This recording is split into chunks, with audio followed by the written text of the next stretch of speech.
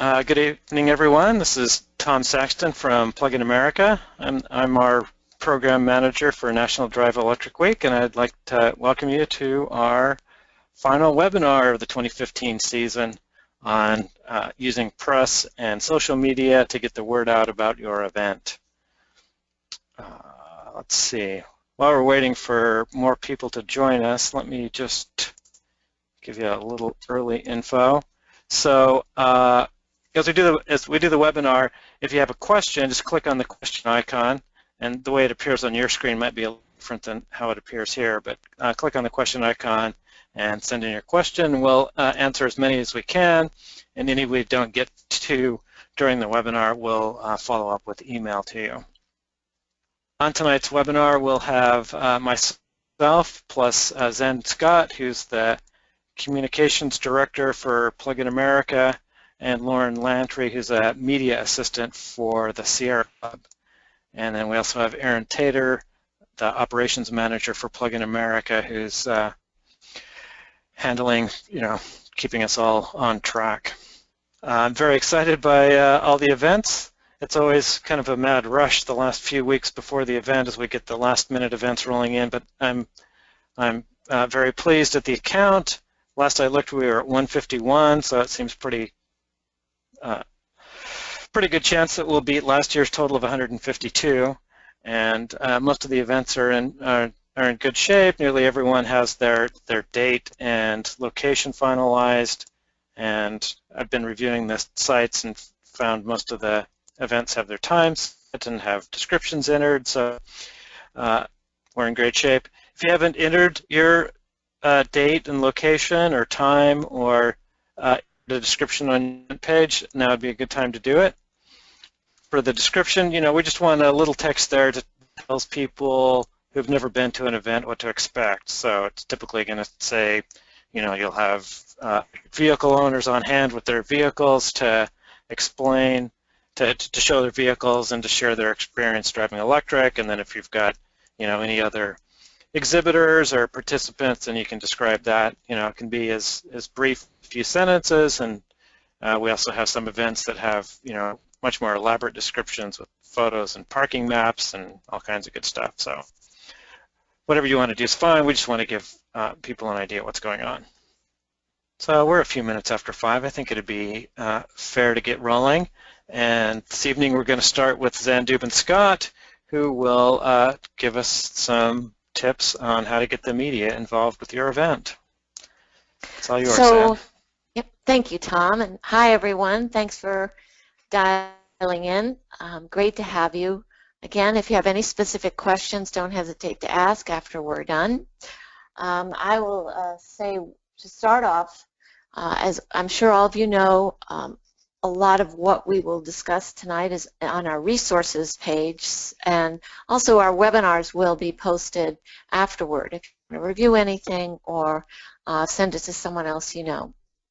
So the point of this talk, of course, is how to get media coverage before your event in order to draw a lot of attendees. So first of all, I would say, how is your web page? You want to make that as enticing as possible, as I would even say as professional as possible, so that media feel that it's a professional event and is worthy of their time. Rich details of your activities, as Tom mentioned, are great. Names of speakers, other people to be recognized, if you're giving if you expect to receive a proclamation, that kind of thing. Photographs are always great. And also I would suggest before reaching out to media to ask your attendees, volunteers, etc. to register on the event so it looks like, again, you have a real thriving event. So for your advanced PR, as far as writing a media alert, which is sort of the notice that you can email to media, Lauren will talk in detail about that in a little bit later. We have a template online. And I like to start sending that out about 2 weeks before your event. Some people might argue that that's too soon, but I like to make sure that it's on reporters' calendars. And then, of course, you can follow up. I follow up about a week later because then they start getting serious about planning their schedules. And then certainly 3 days, probably 3 days before the event. And if you get no response at that point, I would pick up the phone and call and see what's up. I do like to stress mentioning, and this is in the template, but if you do speak to a reporter, talk about the fact that yours is part of a national event. Reporters like to write about things larger than just one-offs that are going on in their town, and which is the whole reason that we created Drive Electric Week, to give media something really big to cover, essentially. So a way to get some of that advanced coverage is you might invite a local reporter who has never driven an EV to take a test drive with you, or perhaps he or she has driven one model and you can offer a different one. This does obviously going to take a little bit of planning on your part and the willingness to do that, but it might be a great way to get your coverage. You might also invite a local, I call them influencers or notable figures. You're probably not going to get your mayor to take a test drive with a reporter, but maybe a council person or just anyone that you expect to attend your event. Sort of let the reporter have a behind-the-scenes view of what that's like. And of course, I'm referring to people who've never driven electric cars before, or perhaps, as I said earlier, a different model. You don't want to do anything staged. It has to be the real thing for media.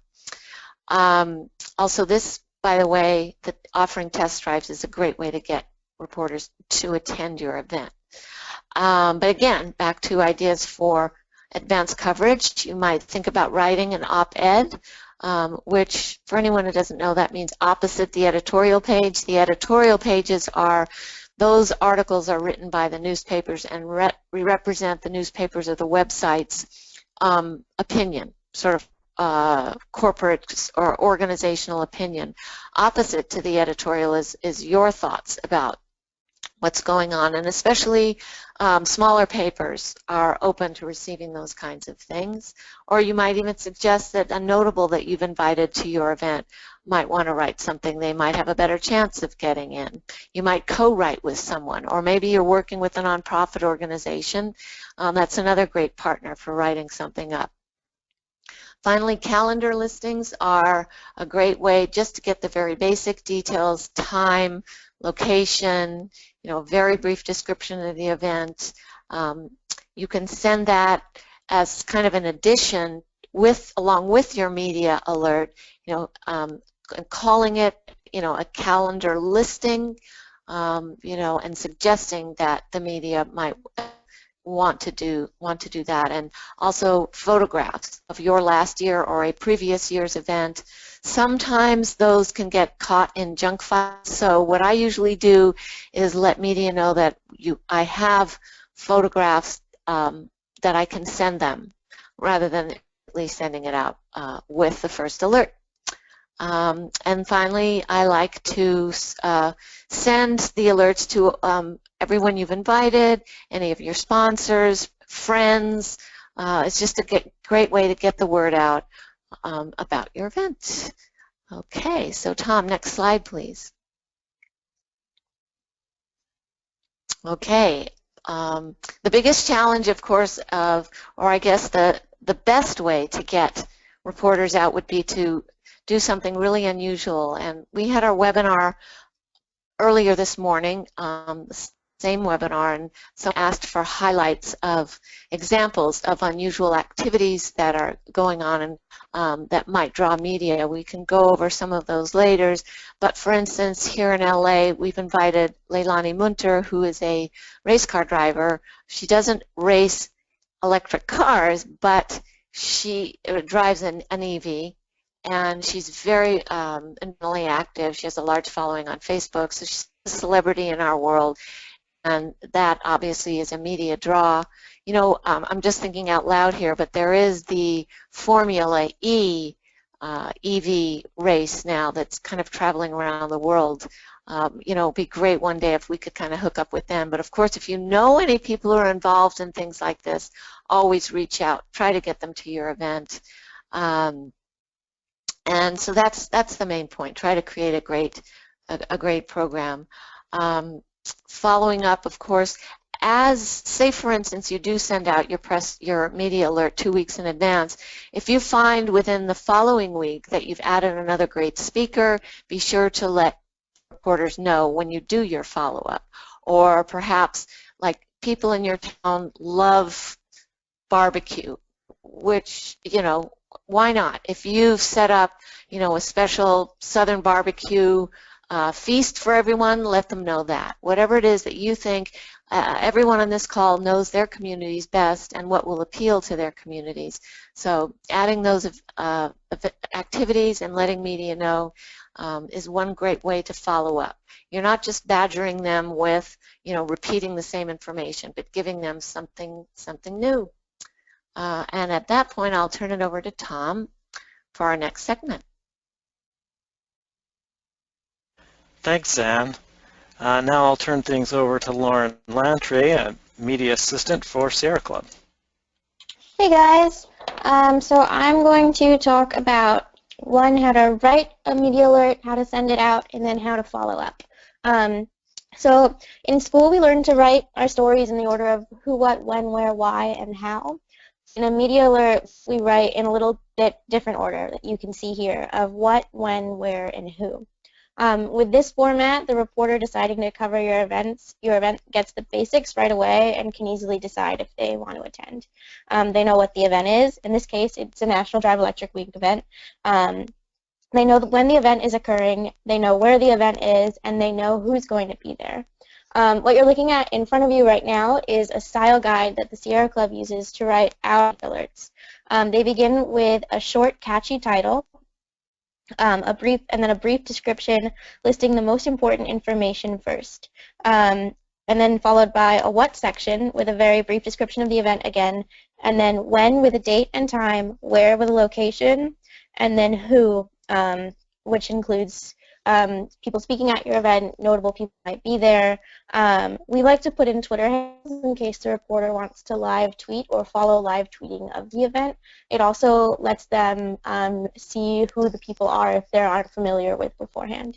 Because media advisories are to persuade reporters to attend, when writing them we want to think like we're a reporter. We want to include not only what they need, but we think would persuade them to attend. And that's often visuals. And because many National Drive Electric Week events have great visuals, whether it be community members driving cars, parades of EVs, new models coming out, or any other thing really, it's important to include this in the advisory. In the template advisory, which we'll see in the next slide, there's a section for visuals, but this can also go in the what section, or even bolded in the subtitle to catch the attention of photographers. Next slide. So it looks like the other slide got dropped. That's okay.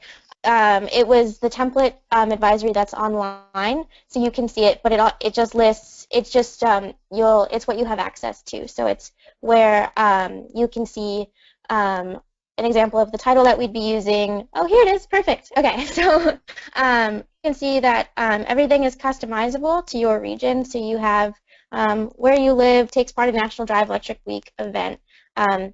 It's catchy enough, and it's self-explanatory. It shows what is going on, and then you have your what with your brief description, your when with your time and your date, your where with where it's taking place, your visuals with who's going to be there, what's going on, what is eye-catching, and who your notable people who will be in attendance.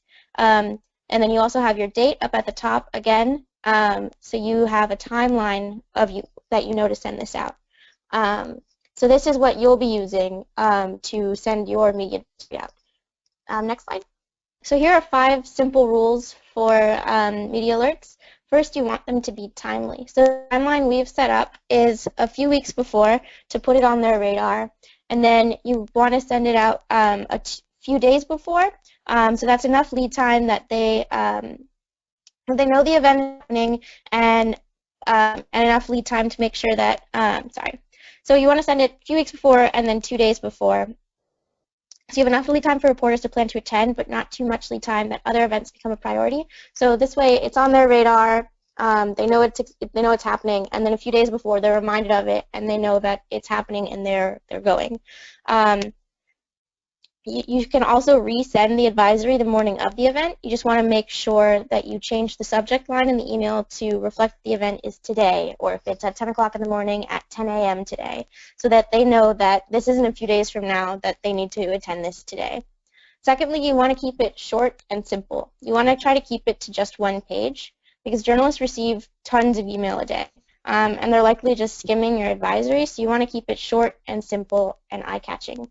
They might not read past the first paragraph, so you want to make sure that the information that they need to come to the event is at the top, which leads to the next one, which is pyramid style. In the description of your event, you're going to want to put the most important and most compelling things first. If you know that someone famous will be at your event, like a mayor or local, like your mayor or city council members, or if you have a local celebrity who's going to be attending, you don't want to put that at the top, because that's likely to draw them in and make them and have them want to go. It's not something you worry, because they might not see the information if you have it at the bottom. And third, you want it to be eye-catching. So, or fourth, you want it to be eye-catching. I can count.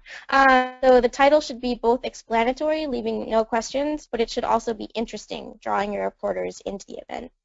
And fifth, you again think like a journalist. You want to include what would be interesting to you if you were in their shoes. You want to include what you think their readers would want to read about. Next slide. So to go into that further, you're going to want to think about where you're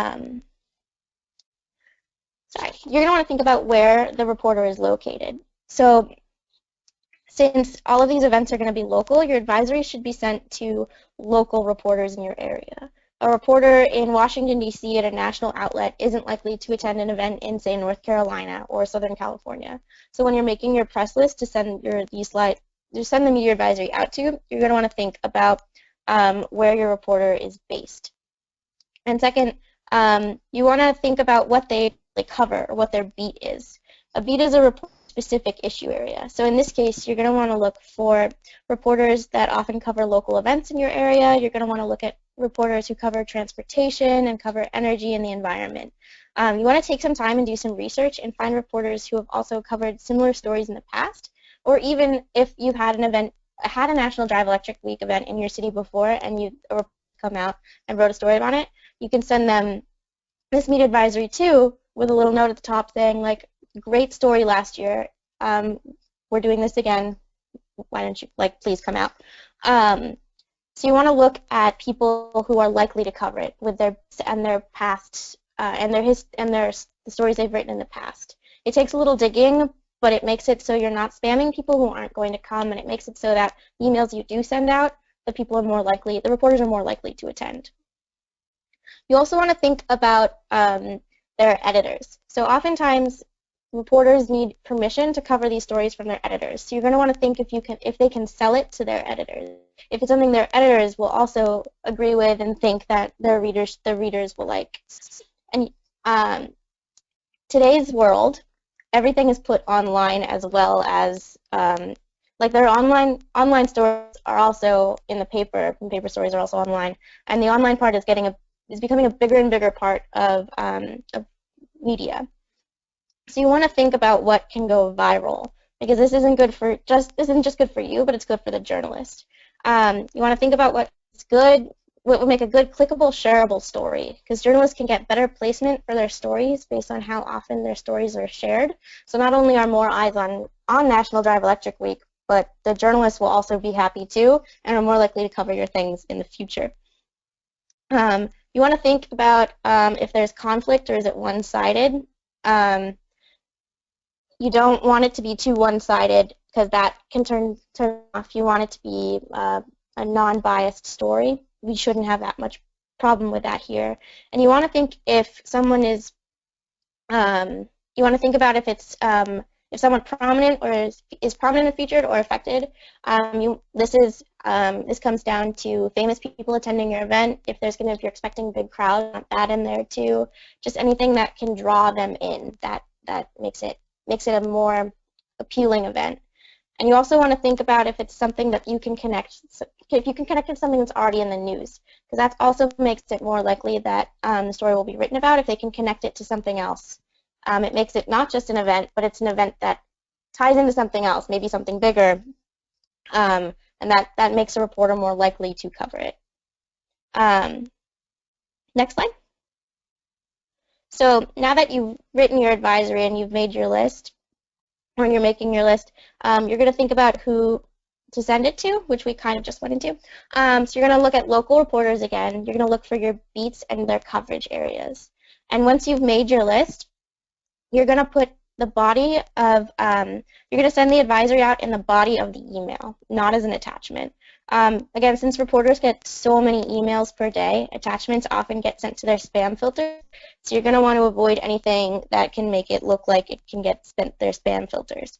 You're going to want to put your list of recipients in the BCC field if you're sending it to more than 10 or 15 people. Otherwise, you should send it individually with a little personal note at the beginning. Note, like, make it, dear so-and-so, the reporter's name. I thought you might be interested, media advisory below.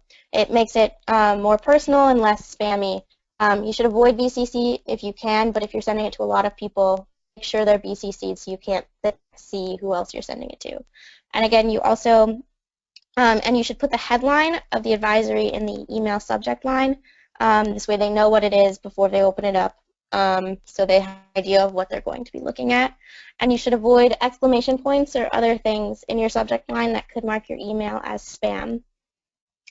And as far as your media list goes, your job is actually a little bit easier because Huda, who's a Sierra Club intern, will be sending out a list of reporters who have written electric vehicle stories in your area. So your media list is partially made. But it would be also good to look at local transportation writers, energy writers, people who cover local events. That way you have a complete list to send it out to. Next slide. And the last step of sending out your media advisory is following up after. Because reporters get so many emails a day, there's a fair chance that your advisory, even if you send it a couple times, gets buried in their inbox. To combat this, we do something called pitching. It's where we call the reporter directly to follow up on the advisory. It's important to have a short, simple pitch ready before you call up the reporter so you're not caught off guard when they answer the phone. I like to have just basic bullet points in front of me when I call them. But a pitch goes something like this. You say, I'm Lauren, so I'm going to pretend like it's me.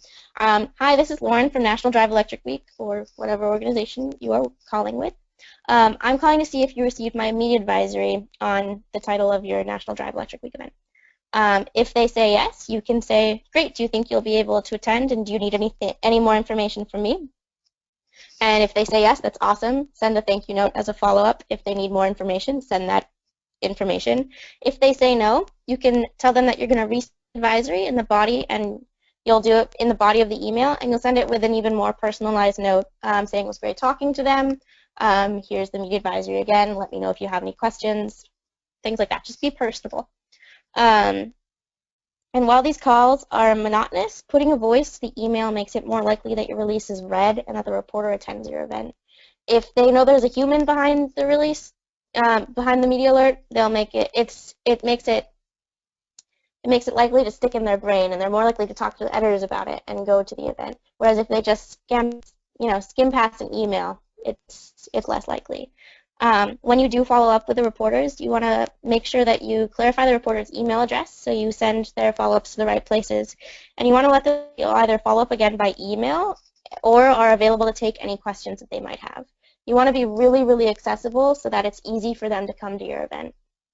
And that is how you write, send, and follow up on a media advisory. Thanks, Lauren. That was great. Lots of good information there. And now I'm just going to talk a little bit about social media. So we encourage everyone to use a hashtag on all social media platforms, especially Twitter and Instagram, Vine, I suppose. And the hashtag we want people to use is NDEW 2015. And it also makes sense to add a location tag, so you might add hashtag Los Angeles or hashtag Liberty Lake, Washington, whatever's going to uniquely identify your city or your location so that people can find tweets about your NDEW event. You can also reference the NDEW Twitter account, which is @NatDriveElectWeek.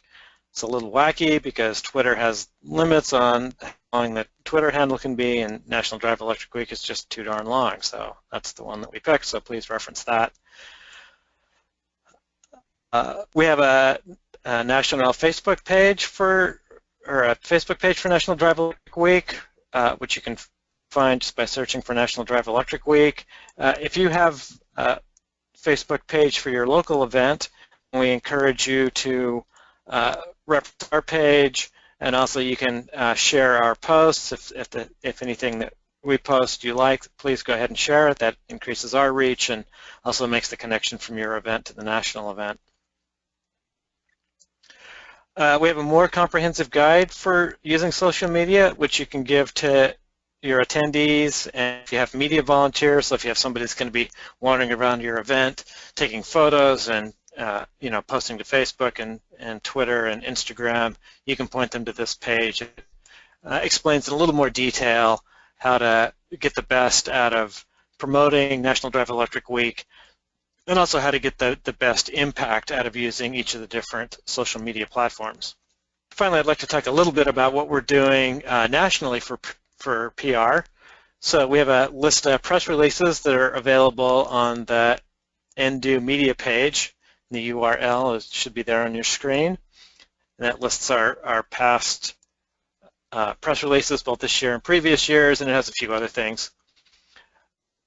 Yesterday we sent out an email blast to about 5,700 attendees. So these are people that signed up for an event last year but haven't yet signed up for an event this year. So we sent out an email to all of them encouraging them to attend again this year. Our media partner is PlugShare, and they've posted information about National Electric Week on their blog, and they're also running web ads for us. So hopefully drive some traffic our way. Sierra Club's going to describe National Drive Electric Week to all of their supporters in a newsletter that goes out, I believe, around the end of this month or early next month, and that'll go out to about 1 million supporters. And also our exclusive national automotive sponsor, Nissan, is going to put information about NDEW into several letters they'll be sending out between now and NDEW, and I believe that'll reach something like 2 million people. So it should drive a lot of attendees and maybe some more volunteers to your event. And in past years, we've seen that about half of the attendees signed in the last week event.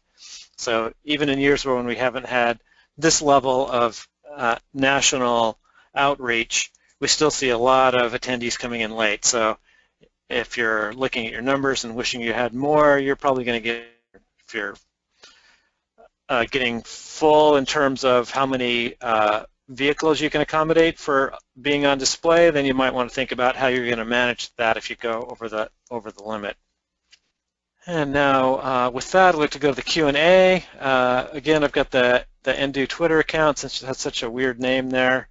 I've also got on the slide, you'll see that's the email address you can use if you need to contact Nissan of North America. If you're having issues getting in touch with your local Nissan dealer or anything else at the national level, you can drop them a note at that email address.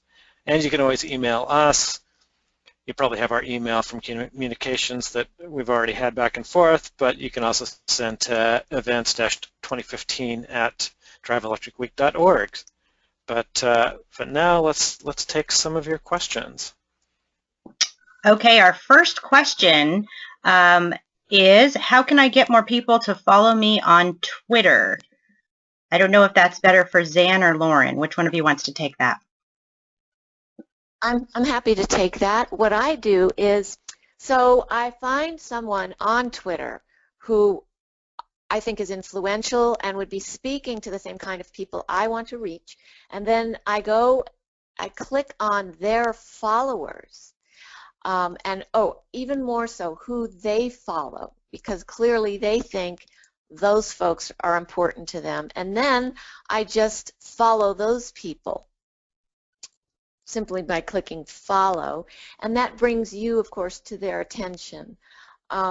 You can directly message people. I think you have to be both. Well, you can Twitter directly to someone, communicate directly to someone, and it'll show up on their Twitter feed. So you want to be a little bit careful of that. You don't want to send any kind of private message because it will be public.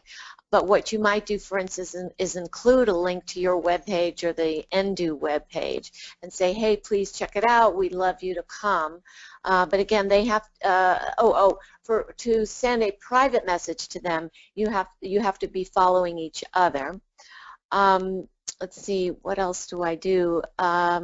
Sometimes they list emails, and then you can reach out to them directly.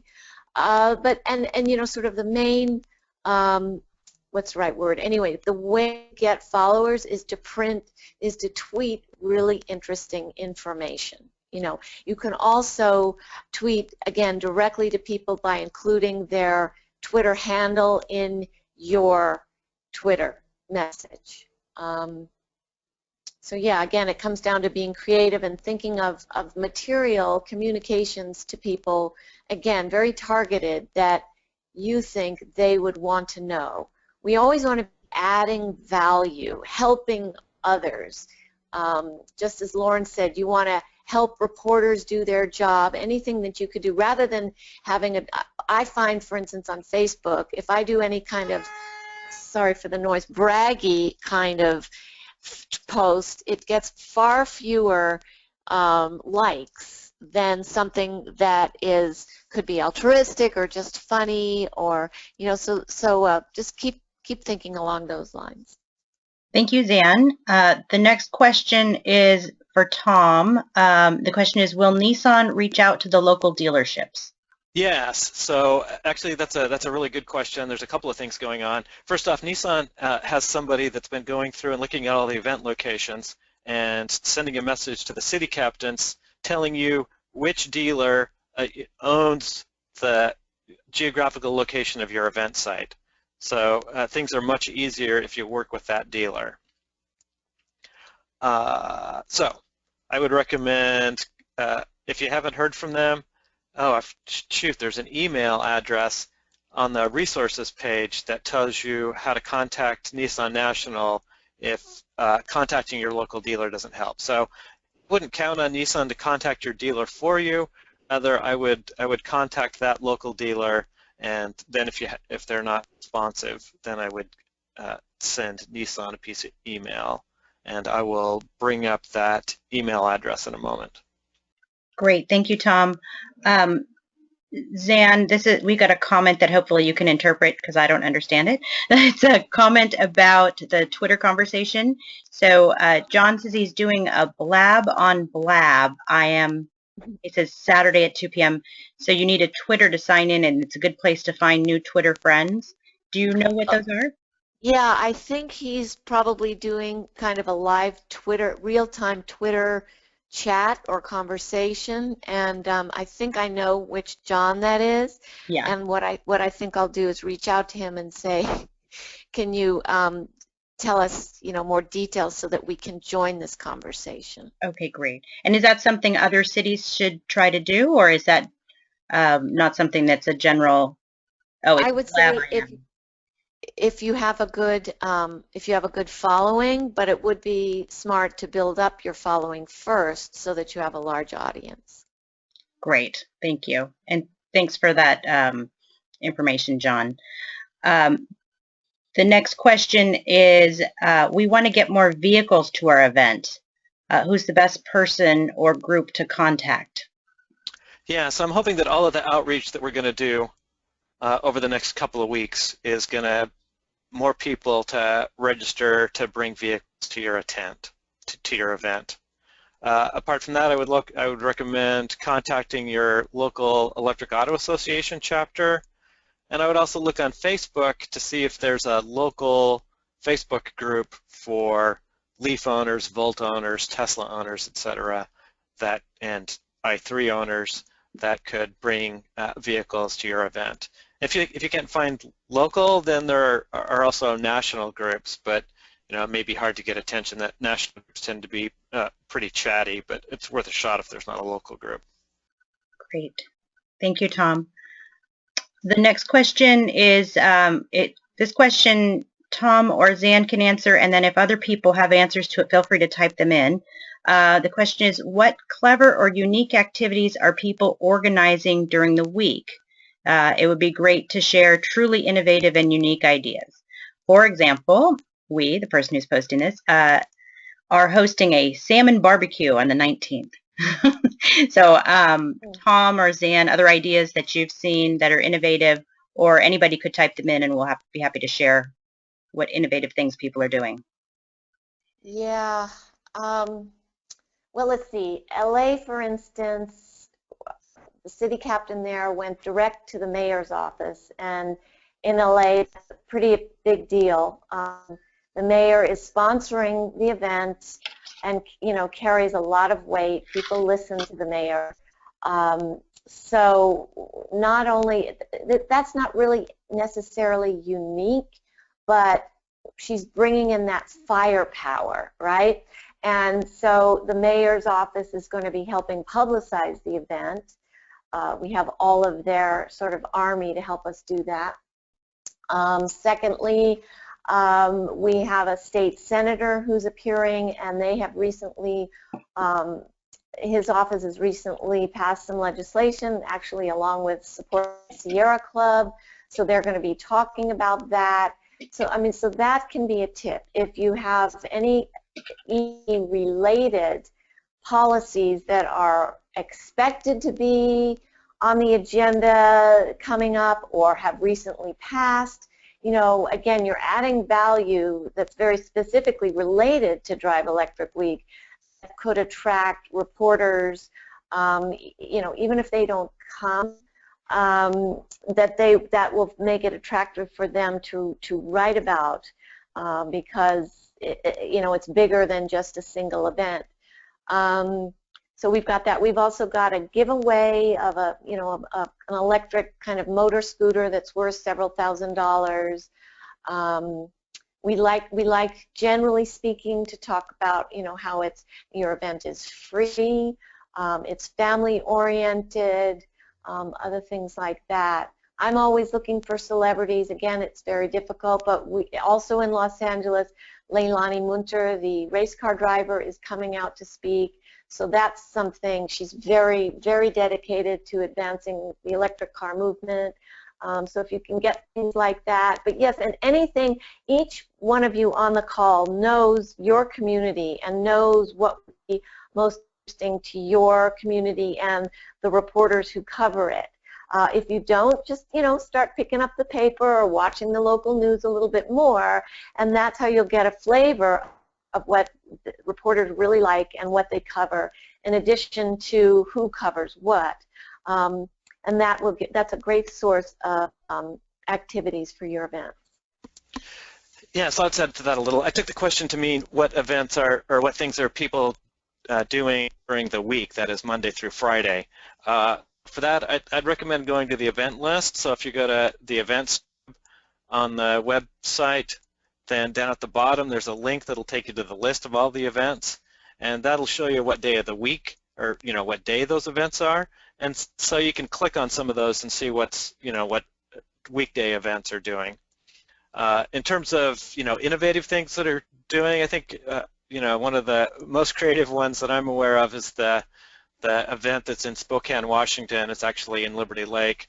They're doing an event on the second weekend, and there's an awesome drive right outside of Spokane where you can drive to the top of Spokane Mountain. It's about a 4,000-foot climb. You can drive up to the summit. You get this park right there, and you get this beautiful 360-degree view. And so I happened to be chatting with them, and they got this idea that if they could get a bunch of EVs to drive up there, it would be a fun thing to do. B, it would show people that electric vehicles can actually climb mountains, which not everybody understands. And C, it could maybe get enough, it could attract some attention from the media and maybe get a story in the local paper that would then drive attendance to their main event on the second weekend. So I thought that was a very creative thing to do. Anyone else? Great. Yeah, there's so there are free Segway rides being given at some of these events. And let me just see if there's more of them. Hosting an outdoor showing of what is the electric car with EVs parked next to the outdoor screen. And then let me see if there were any more. Yes, and driving to the top of Mount Spokane, which you talked about. Okay, and then we have a couple more questions. So if there's more, if you just didn't get it typed in and you want to share more of those, go ahead and pop them in there and we'll share them with everyone. Another question we had was, is it a good use of time to engage or invite politicians who have not experienced, having troubles reading, sorry. Is it a good use of time to engage and invite politicians who have not had an experience yet with EVs? Definitely, yeah. I mean, politicians have the opportunity to influence lots of interesting policy, so if they've never been in an EV and don't understand that they are more fun to drive, more convenient to fuel, and less expensive to operate, then yeah, educating them on those some features of electric vehicles could pay big benefits. Plus, maybe you can get them to come to your event. Great. Another question is, I was going to give rides in my Leaf. Anything I should be wary of, insurance, etc. Go ahead. I think as long as you're just giving rides and you're not charging for it, obviously, I think your regular car insurance should be just fine. I've done that a bunch in our vehicles and never had a problem. And yeah, it's fun when people get into your car and you go driving down the road or up a hill or something. They're like, "Wow, this is a real car." And it's like, "Yes, of course, it's a real car." So yeah, that's a good experience to let people know what's going on. And I personally don't think that there's a concern with that. Hey, this is Gina Coppola-Newfield from the Sierra Club. I wanted to chime in and say that for those of you who may not have, those of you who may have missed it, we did do a webinar on engaging politicians and policy leaders and government officials in National Drive Electric Week events. We did that a month or two ago, and I think there were some great tips in that webinar. So if you're particularly interested in how to do that in an effective way, I'd recommend listening to that webinar, which we have up on the NDEW website. I believe it's in the resources section.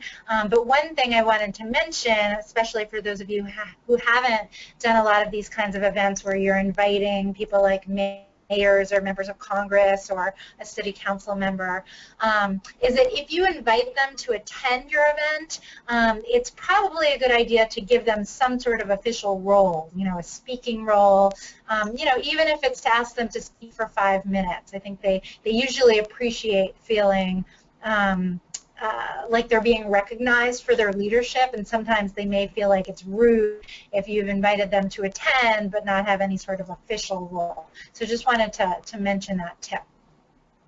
Great, thanks Gina. Question about giving rides in the Leaf spurred another question about letting people drive their Leaf.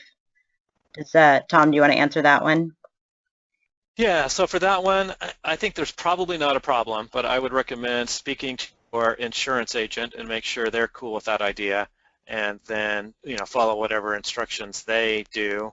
And at the least, I would check people's driver's licenses and make sure they have current insurance. So yeah, that's a level of risk. If you want to do that, I've personally done that pretty rarely and generally with people that I know. But if you want to do that, that's great.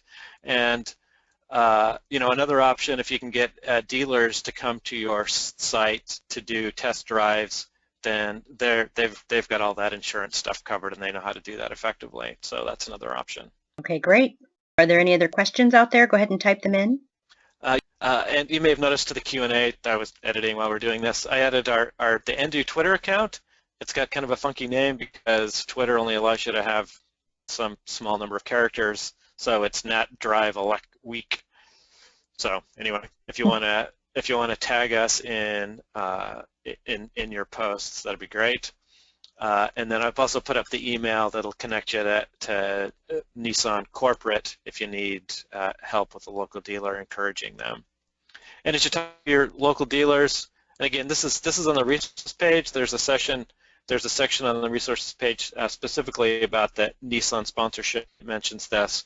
But if you're talking to your dealer, Nissan has a program that will pay their exhibitor fees. So if you're charging exhibitor fees at your event, then Nissan will pay those fees up to a certain limit, and your dealer can find out about that by talking to their EVOM, their electric vehicle operations manager. So if you say that magic phrase, then they'll know who to contact at Nissan Corporate to find out about the event fee program.